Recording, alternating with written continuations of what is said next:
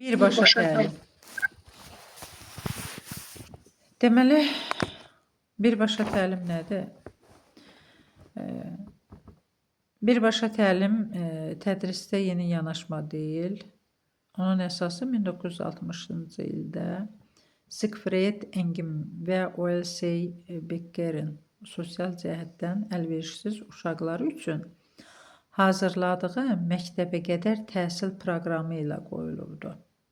Birbaşa təlim yanaşması aydın təlimatlar, aktiv öyrənmə, reflektiv təlim vasitəsilə şagirdlərin akademik nəticələrini və özgüvənini artırmaq məqsədi ilə yaradılmışdı. Tədrisin kiçik hissələrə bölünüb, scaffolding tətbiq edilməsi ilə öyrədilməsi şagirdlərin yüksək səviyyəli öyrənməsinə gətirib çıxarır. Birbaşa təlimin inkişafına töhfə verən müəlliflərdən biri Rosenstein'dir. Birbaşa təlimi kiçik addımlarla şagirdlərin anlamalarını davamlı yoxlamaqla və bütün şagirdlərin dərsdə aktiv iştirakını təmin etməklə sistemli tədris metodu kimi qələmə verir. Birbaşa təlimin özündə dayanan əsas fəlsəfi prinsipləri belədir. Bütün şagirdlər öyrənə bilər. Bütün şagirdlər akademik özgüvən baxımından inkişaf edə bilər. Təlim elə təşkil olunmalıdır ki, şagirdlərin öyrədilən məlumatları yanlış anlaması ehtimalı azaldılsın, təlimin effektivliyi gücləndirilsin. Birbaşa təlimin addımları. Birbaşa təlimin metodu da işin hərtərəfli planlaşdırılmasından başlayır. Dərslər ətraflı şəkildə planlaşdırılmalıdır. Müəllimlər hər bir məlumatı aydın təlimatlarla təqdim etməlidir. Şagirdlərə prosesdə iştirak imkanları yaradılmalıdır. Şagirdlərə yeni bilik bacarıqları mənimsəməyənə qədər, yəni elə etməlidir ki, şagird onu mənimsəsin, mənimsəməyə qədər vaxt ayırmalıdır. Müəllim müşayiəti ilə təlim zamanı müəllim rəyləri müstəqil fəaliyyət mərhələsində şagirdlərin refleksiyaları tədrisdən bir müddət keçdikdən sonra verilən şagird rəyləri də bu təlimin vacib elementlərindəndir. Yəni, şagirdə rəy verən zamanı elə rəy verməlidir ki, onu həvəsləndirsin, irəli aparsın. Rosenstein'in birbaşa öyrənmə modelində mərhələlər vardır. Bu mərhələlər hansıdır? Təlim və ya müəllim. Burada birinci giriş öyrənilərin nəzərdən keçirilməsi yolu ilə öyrənmək üçün zəmin yaradır. İkinci, şagirdlərin nə etməli olduqları ilə bağlı aydın izahatlar təqdim edir.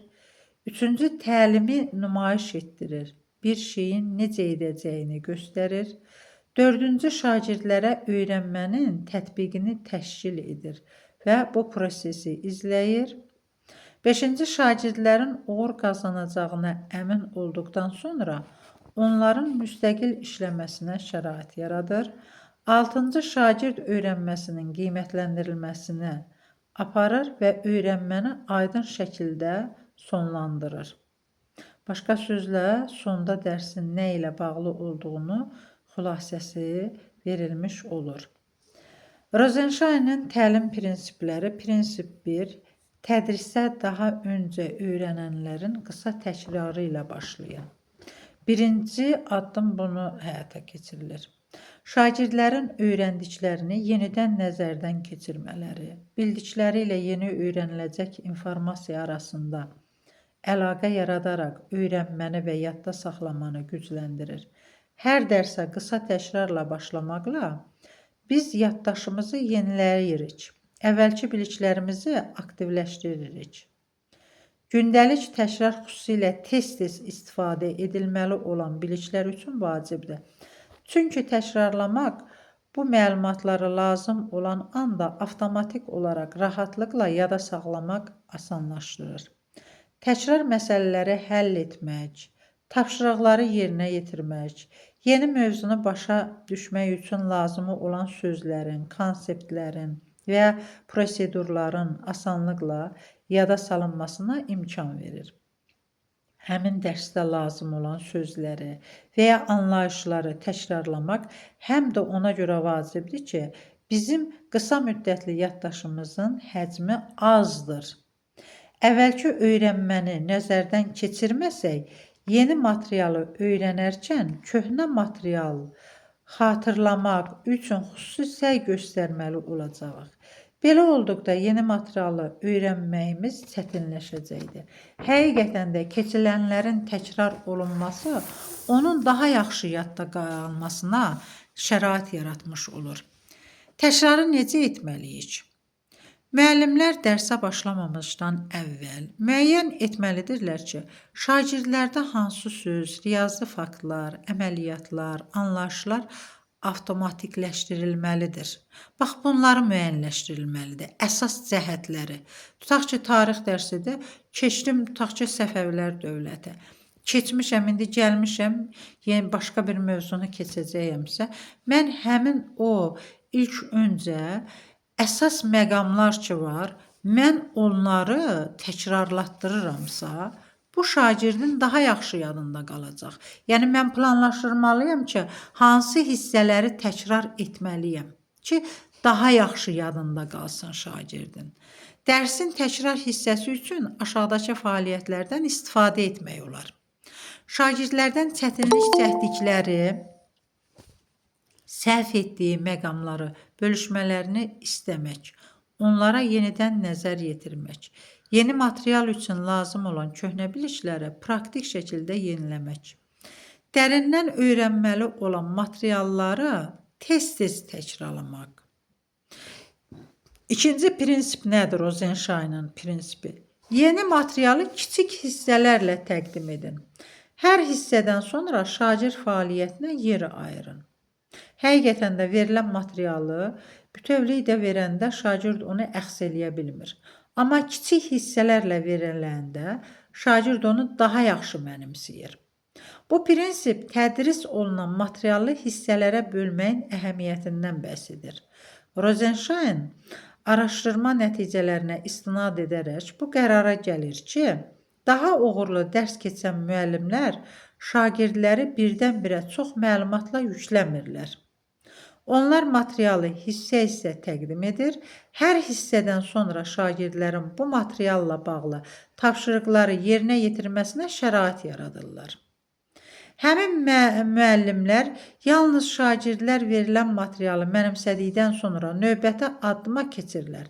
Əvvəlcə kiçik addımlarla öyrətmək, sonra şagird fəaliyyətini təşkil etmək proseduru əldə edən bilik bacarıqların möhkəmləndirmək məqsədi ilə aparılır. Ümumən informasiya ilk olaraq qısa müddətli yaddaşda qəbul olunub, sonradan emal edilir. Bildiyimiz kimi, bu yaddaşın tutması azdır. Eyni anda çox məlumatı qəbul elə bilmir. Həddindən artıq informasiya qısa müddətli yaddaşımızın tutumunu aşır və onların emal olunması mümkünsüzləşir. Beləliklə, birdən-birə çox materialı təqdim edilməsi şagirdlərin işçi yaddaşının və materialı həzm etməsini çətinləşdirir. Bu isə şagirdlərin çaşqınlıq yarada bilər. Şagird bunu yaxşı mənimsəyə bilməz. Onların zamanla öyrənmək həvəsi azala bilər. Bu səbəbdən biliyi şagirdlərə kiçik hissələrlə təqdim olunması lazımdır.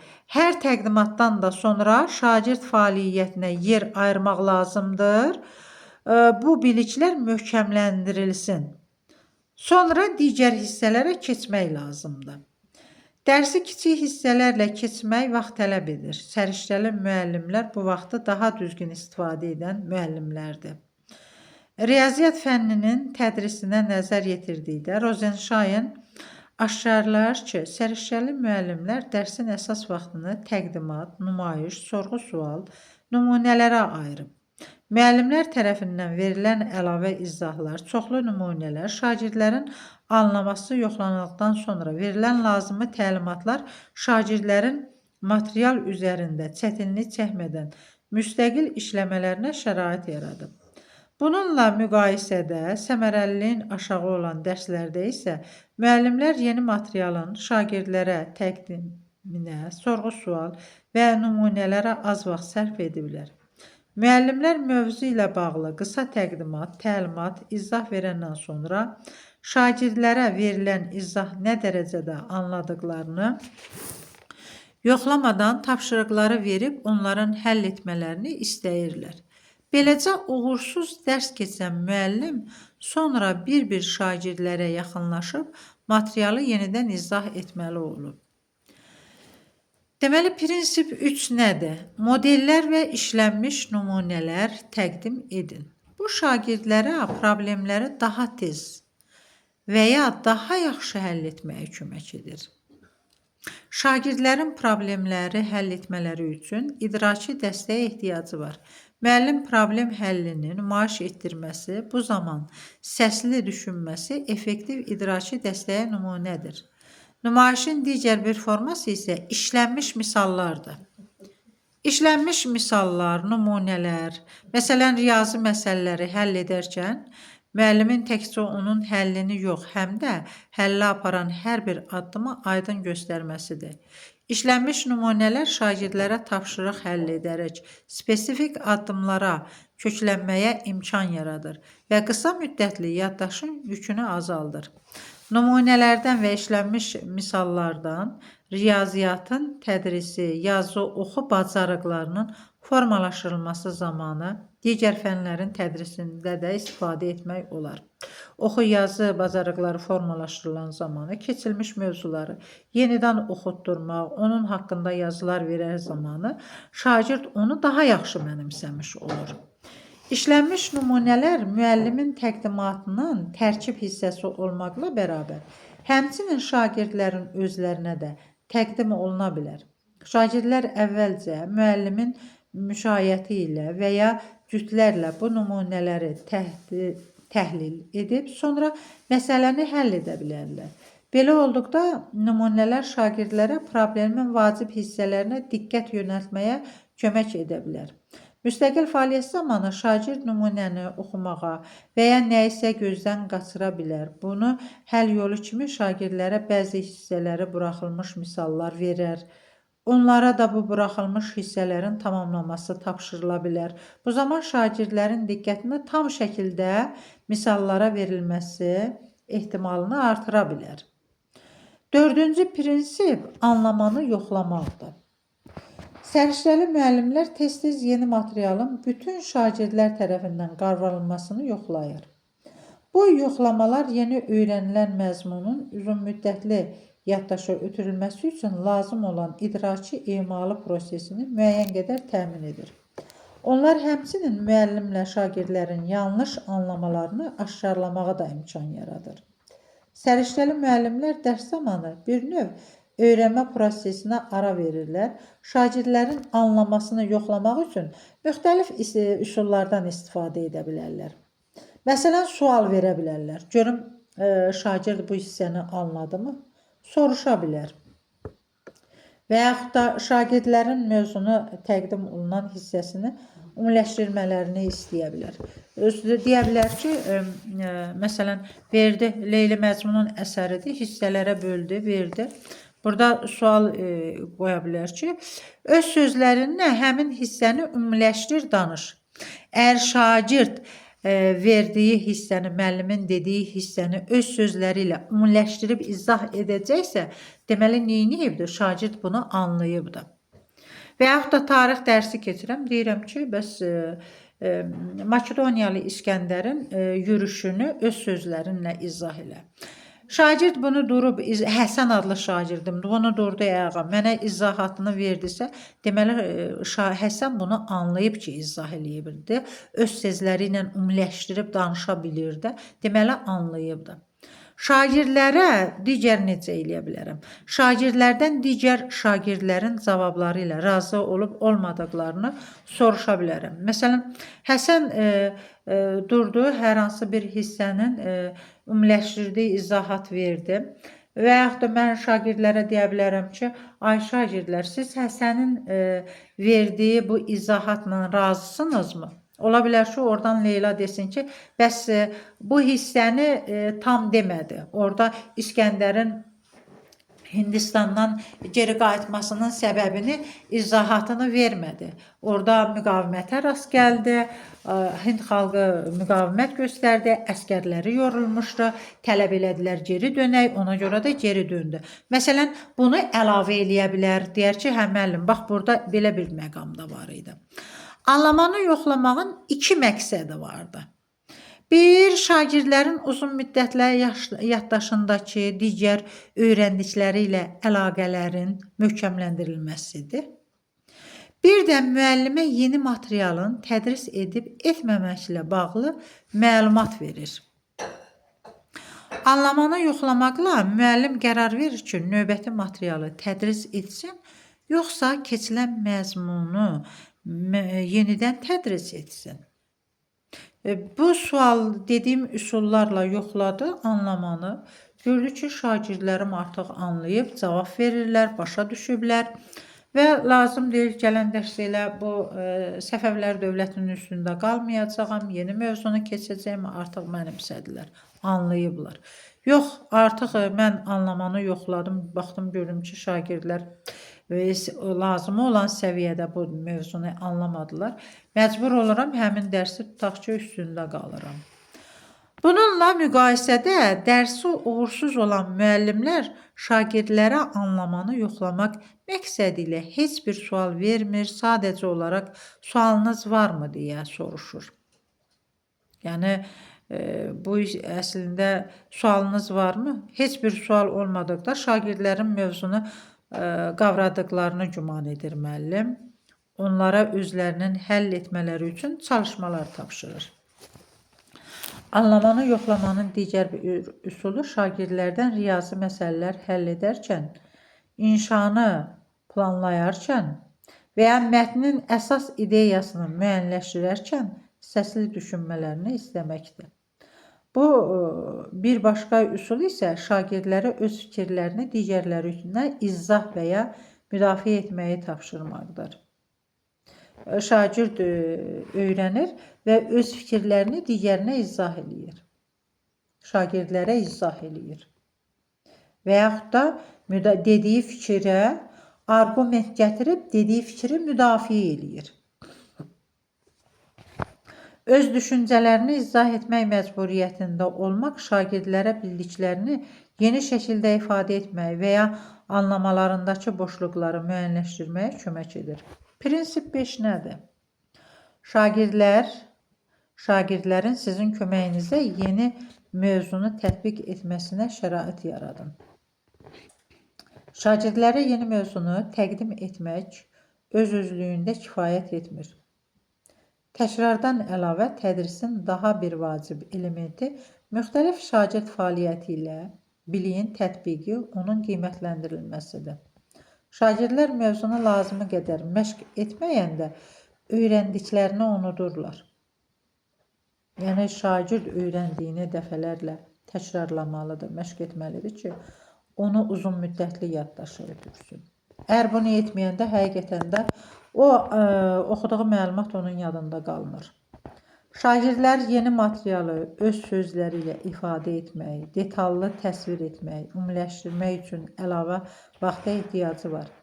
Məzmunun şagird fəaliyyətləri vasitəsilə tətbiqi həmin informasiyaların şagirdlərin uzun müddətli yaddaşına ötürülməsinə imkan verir. Və şagirdlər lazımı gəldikdə həmin informasiyalara istinad edə bilirlər. Yeni dərsin tətbiqinə ayrılan vaxt az da olduqda şagirdin materialı yaddaşda saxlayıb xatırlamaq, ondan istifadə etmək ehtimalı azalır. Buna belə bir misalla nəzər sala bilərik. Çəkməcədə nəsə yerləşdirmək adətən asandır, lakin onu harada yerləşdirdiyimizi dəqiq xatırlamaq çətin ola bilər. Həqiqətən də əlimizdə tutaq ki, bir qayçıda aparıb qoydum çəkməcəyə. Yəni, fərqinə varmayanda, qoyanda sabah axtarırım, mən qayçını hara qoydum? Tutaq ki, fikirləşirəm. Amma təcrübə həmin əşyanın harada olduğunu xatırlamağa kömək edir. Beynimizdəki o informasiyanı da kodlaşdıranda, dəfələrlə təkrarlayanda, yada salanda artıq orada neyinir? Onu da unutmuruq. Prinsip 6 nədir? Çətin tapşırıqları üçün müvəqqəti dəstək verin. Müəllim izahlardan əlavə, xüsusilə çətin məsələləri həll edə bilməmələri üçün, yəni şagird çətin misalları verilən tapşırığı həll edə bilməyəndə, şagirdlərə scaffolding strategiyalarından istifadə etmək, ona dəstək vermək lazımdır. Şagirdlərin bacarıqları inkişaf etdikcə bu dəstək onsuz tədricən dayandırılır. Şagirdlərə çətin problemləri nümayiş etdirmək, scaffolding strategiyaları vasitəsilə həll etməyə kömək etmək prosesində idraki çıraqlıq adı vermək olar. Şagirdlər bu çıraqlıq müddətində bacarıqlı oxucu, yazıcı, problem həll edici olmağa imkan verən məzmun və strategiyalar öyrənirlər. Müəllimin rolu isə şagirdlərin müstəqil olanadək onlara nümunələr dəstək verən usta olmalıdır. Müvəqqəti dəstəyin bir növü də şagirdlərə atılacaq addımlar üzrə istiqamət verməkdir. Bu istiqamətlər deyirik ki, şagirdlərə mövzunu sistemləşdirmək üçün olan istiqamətlərdir. Dəftərdə mərkəzi qutu çəkin, mövzunun adını həmin qutunun içərisinə yazın. Belə bir tapşırıq verir. Sonra mövzuya nəzər yetirin, 4-5 arası əsas ideya tapın. Hər bir əsas ideyanı, tapdığınız ideyanı mərkəzi qutunun aşağısında digər qutular çəkin, o qutuların içərisinə yazın. Hər bir əsas ideyanın aşağısından 2 və ya 4 fakt sadalayın. Scaffolding strategiyalarının başqa nümunələri də var. Məsələn, müəllimin səsli düşünməsi. Bu nədir? Bəzən müəllimlər düşünərkən bunu səsli formada etmirlər. Şagird üçün bir növ gizli qalır bu. Müəllim misalı yazır, cavabını da yazır ora. Şagird başa düşmüş ki, müəllim o cavabı necə çıxartdı.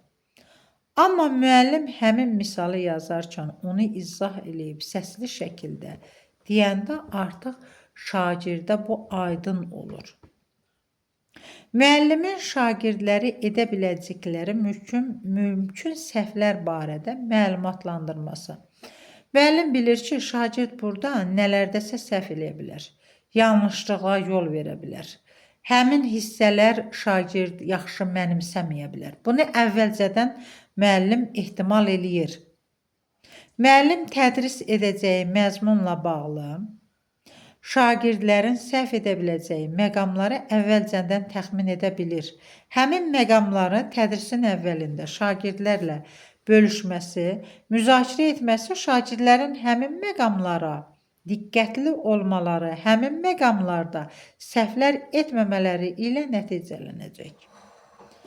Gəlin müəllimin şagirdlərə öz işlərini dəyərləndirmələri üçün checklist, yoxlama siyahısı verməsi və bu listdən necə istifadə edə biləcəklərini nümayiş etdirməsidir. Checklistdən istifadə şagirdə müəyyən olunmuş bəndlər üzrə öz işini dəyərləndirməyə imkan verir. Bu üsul həmçinin şagirdə fəaliyyətini necə quracağı ilə bağlı istiqamət də verir. Məsələn, checklistdə bu kimi suallar öz əksini tapa bilər. Mətndə əsas ideya haqqında məna məlumat verən vacib hissələr tapdınmı? Və ya yazımda bütün cümlələr böyük hərflə başlayırmı? Müəllim şagirdlərə təqdim etməmizdən əvvəl yoxlama siyahısından istifadə özü nümayiş etdirə bilər. Şagirdlərə ekspert nümunələrinin təqdim edilməsi. Bu nədir? Müəllim şagirdlərə tədris edilən məzmunla bağlı özünün nümunələrini verə bilər. Onlar bu nümunələri öz işləri ilə müqayisə edə bilər. Məsələn, sual verməyi öyrənərkən şagird öz suallarını müəllimin yazdığı suallarla müqayisə edə bilər. Hazırsa məsələn riyazi həll öyrənərkən müəllimin yazdığı nümunəyə baxaraq ondan öyrənə bilər. Nümunə kimi ondan istifadə də edə bilər.